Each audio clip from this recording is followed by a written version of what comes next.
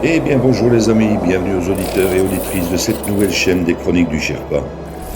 Comme vous allez le comprendre ici, nous allons faire non pas un retour vers le futur, mais bien un retour vers le passé, telle la machine du projet Looking Glass, afin de reprendre les événements en 2020 pour remonter l'actualité vers 2025. Je vous invite à me suivre au travers de mes très nombreuses analyses de situation qui ont rythmé ces dernières années au gré d'une multitude de sujets clivants concernant le plan divin et christique de l'Alliance et de la communication militaire Q. Du nouvel ordre mondial mort-né au nouveau monde et à l'âge d'or qui se profile à l'horizon, vous comprendrez un peu mieux ce plan militaire américain au travers de plus de 155 analyses écrites en temps réel et éditées en podcast par une très belle équipe d'âmes éveillées. Pensez à vous abonner à la chaîne et cliquez sur le pouce si vous en appréciez le travail. Merci à toute l'équipe Z qui œuvre sans compter ses heures pour offrir ces infos à l'humanité. Bonne écoute à tous et à toutes.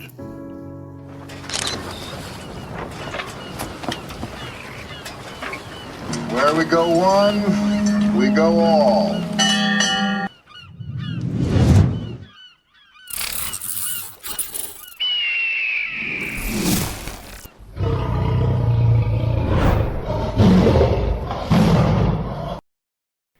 Analyse du 5 avril 2023, Thierry Pirlot, Sherpa One. Laurent Louis, ange ou démon? Cette analyse de Sherpa contient plusieurs liens vidéo qu'il est nécessaire de consulter pour une meilleure compréhension de qui est Laurent Louis, ancien député belge de 2010 à 2014. Je vous partage ce petit échange que j'ai eu ce matin sur Laurent Louis avec des sceptiques de niveau 1, voire 0, sur un groupe Covid WhatsApp. Heureusement que je suis pensionné, car tout cela me prend un temps fou. Mais je ne peux pas laisser crucifier les vrais héros de notre époque, même si cela indispose quelques pseudo-résistants. Bonjour Sophie M.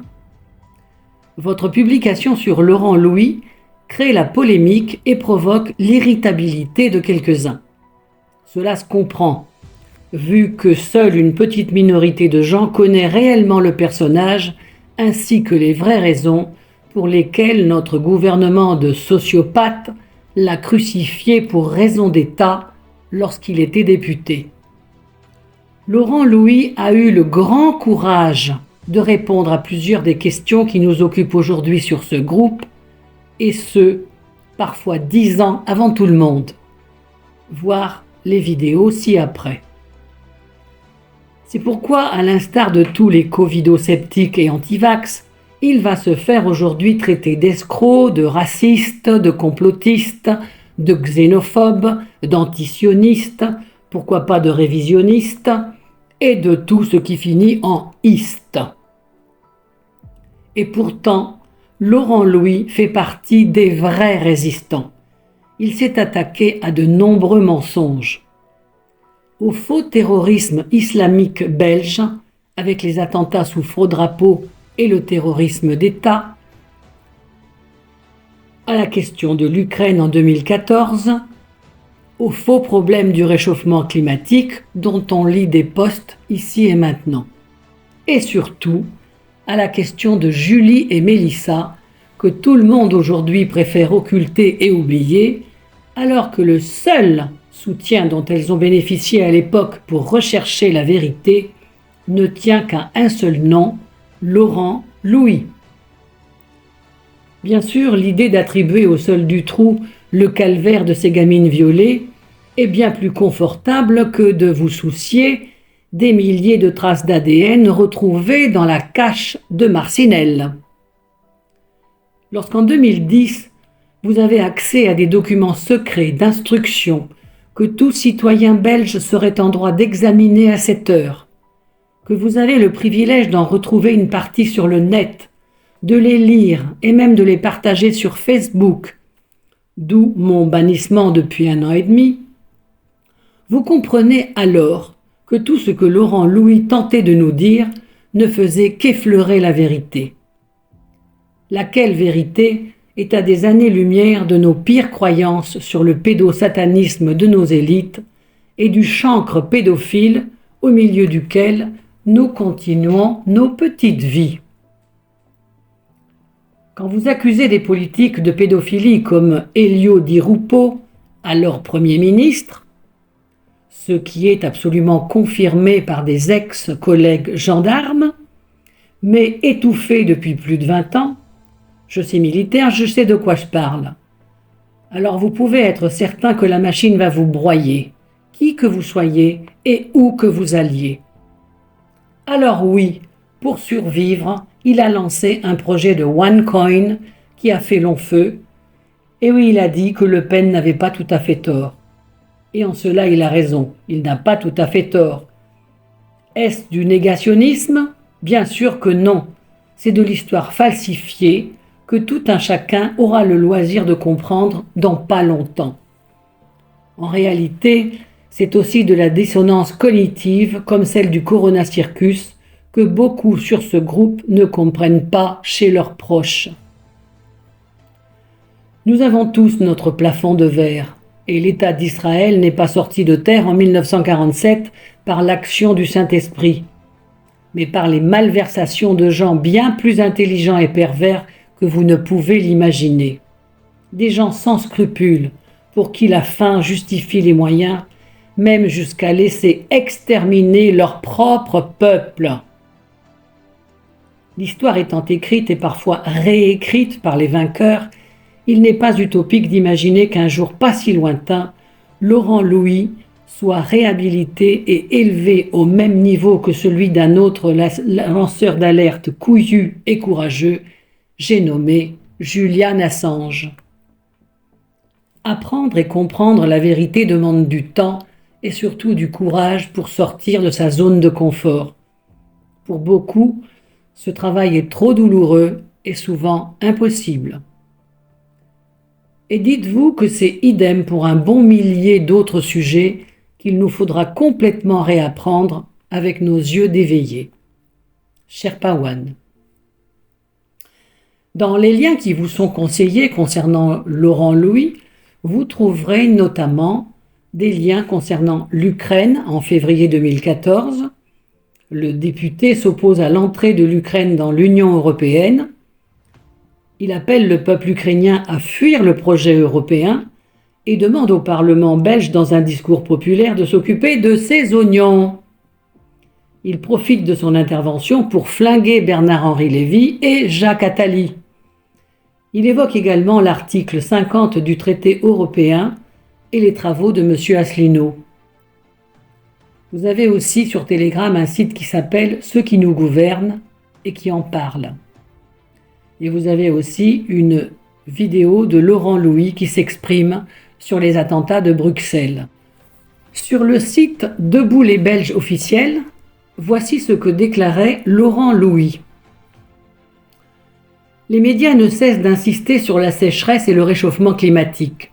Ils s'évertuent même à nous faire croire que la pluie causée par les orages serait de nature à aggraver la situation. Ben voyons.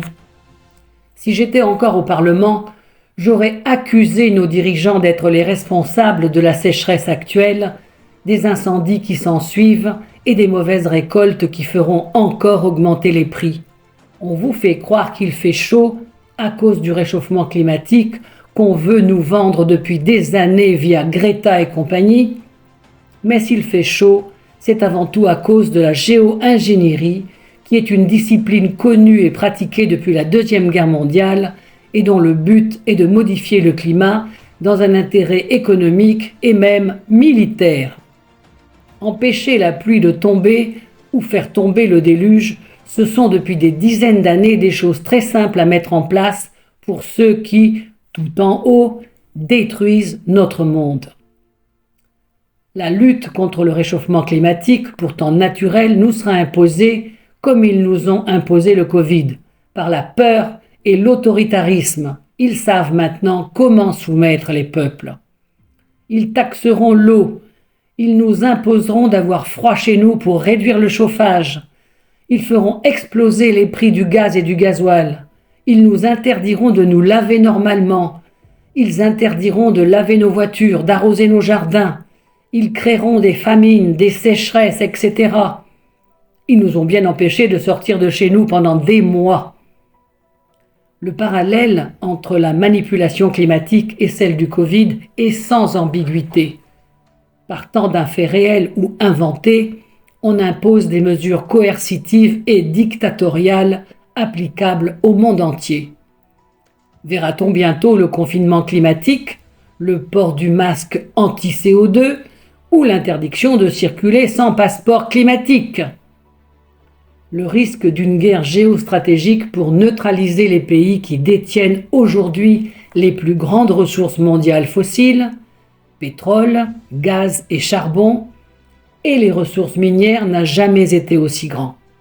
Le réchauffement climatique naturel que l'on connaît aujourd'hui est par exemple une opportunité exceptionnelle pour la Russie d'améliorer les conditions d'exploitation de ses immenses ressources, y compris agricoles. Ce qui se passe actuellement en Ukraine, à cause des provocations de l'OTAN, pourrait être interprété comme une volonté de faire s'enliser le conflit pour freiner l'expansionnisme économique russe, amoindrir sa souveraineté nationale et enfin partager ses richesses entre des intérêts privés apatrides.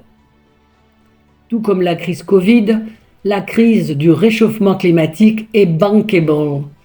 Elle fera gagner des milliards à une poignée au détriment de la population mondiale. Et bien sûr, alors qu'ils seront responsables des malheurs causés, ils nous feront croire que nous sommes les seuls responsables du vilain réchauffement climatique, comme ils ont osé nous faire croire que les non-vaccinés étaient responsables des cas de Covid constatés chez les vaccinés. Les gens gobent tout, mais je ne suis pas de ceux-là.